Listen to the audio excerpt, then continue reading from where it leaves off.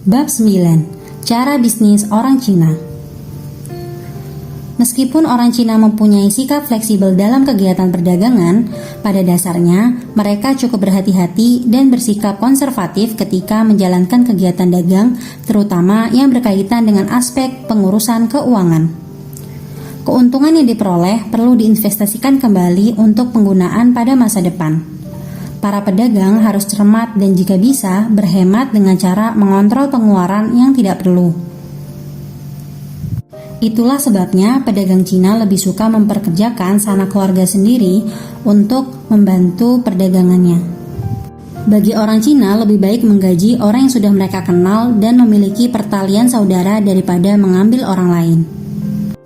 Selain menghemat biaya, pedagang juga dapat memastikan para pekerjanya memberikan komitmen penuh pada pekerjaan dan majikannya. Bekerja dengan anggota keluarga tidak sama dengan bekerja dengan orang lain. Perasaan dan sentimennya juga berbeda. Untuk mengikat loyalitas para pekerja, setiap majikan harus memperlakukan pekerja seperti sanak keluarganya sendiri. Kebaikan mereka harus dijaga, begitu juga dengan kebutuhan mereka yang lain. Gaji yang diterima mungkin tidak tinggi, tetapi mereka akan selalu menjadi prioritas utama. Majikan tidak boleh terlalu berprasangka terhadap pekerjanya. Majikan yang baik dan bertanggung jawab akan memotivasi pekerjanya agar dapat bekerja keras dan melayani dengan sepenuh hati. Pekerja harus diperlakukan dengan adil untuk memastikan mereka tidak berubah hati. Majikan akan rugi jika pekerjanya bekerja dengan hati yang bercabang atau tidak fokus. Kegagalan majikan memberikan perhatian pada hal-hal dasar ini akan menyebabkan para pekerja berpindah pekerjaan. Jika hal ini terjadi, merupakan suatu kerugian karena majikan terpaksa mengeluarkan uang ekstra untuk mempekerjakan dan melatih pekerja yang baru. Komitmen, kesetiaan, dan pengorbanan dari pekerja adalah hal penting untuk dapat memastikan kegiatan perdagangan yang dijalaninya mendatangkan keuntungan. Kemampuan dalam manajemen perdagangan tidak akan menjamin adanya keuntungan jika tidak disertai dengan kemampuan dalam mengurus sumber daya manusianya. Setiap pedagang harus mempelajari psikologi dan menguasai berbagai teknik kehumasan. Hal ini dapat dilakukan dengan cara pergaulan dan interaksi dengan pekerja, pelanggan, dan orang banyak. Setiap pedagang perlu bersikap ramah, tidak pelit senyum, dan bersedia memberikan pelayanan serta layanan yang terbaik kepada pelanggan. Para pedagang tidak boleh mencampur adukan masalah pribadi dengan urusan perdagangannya. Dalam berdagang, jangan sesekali mencari musuh, tetapi carilah teman dan kenalan sebanyak-banyaknya. Semua ini harus timbul dari hati nurani sebagai wujud dari kesungguhan dan keinginan yang tinggi dalam kegiatan perdagangan.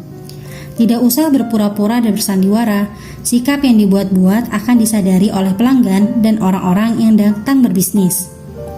Pelanggan tidak suka kepada pedagang yang sombong, congkak, dan angkuh.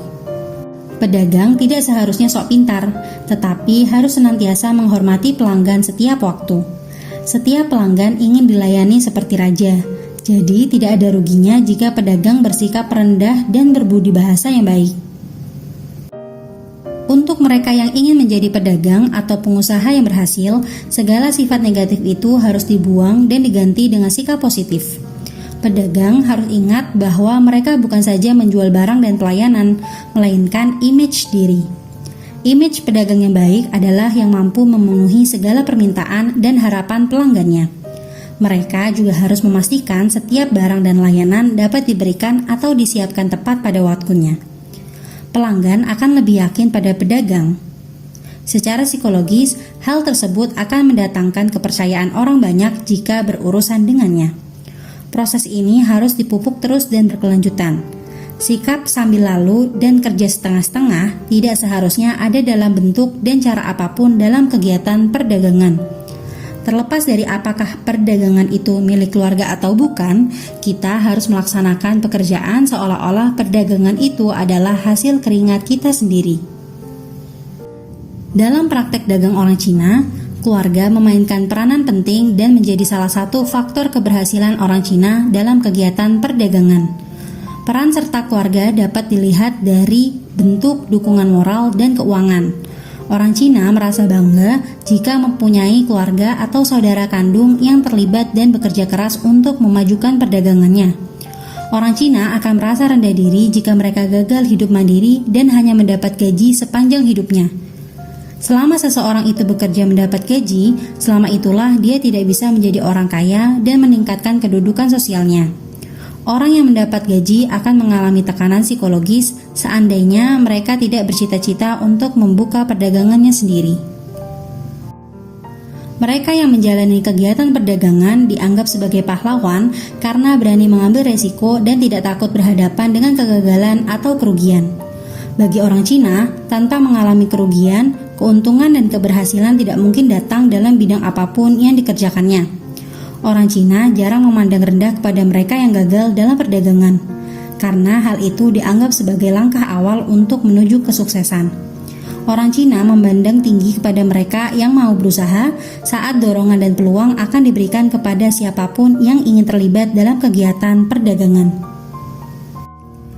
Orang Cina justru tidak mudah putus asa apabila gagal untuk pertama kalinya dan pada kesempatan berikutnya. Karena tujuan utama mereka menjalani kegiatan perdagangan adalah ingin membentuk fondasi keuangan yang lebih kokoh dan aman sebagai jaminan bagi kehidupan keluarga dan masa depannya.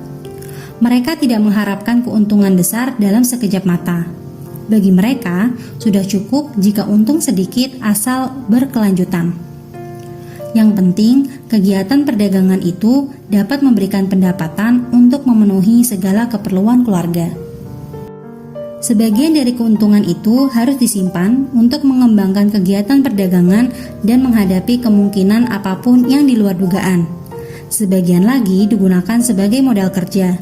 Jika keuntungan digunakan untuk memenuhi kebutuhan sehari-hari yang bersifat pribadi, hal ini akan menimbulkan kesulitan bagi pedagang itu sendiri.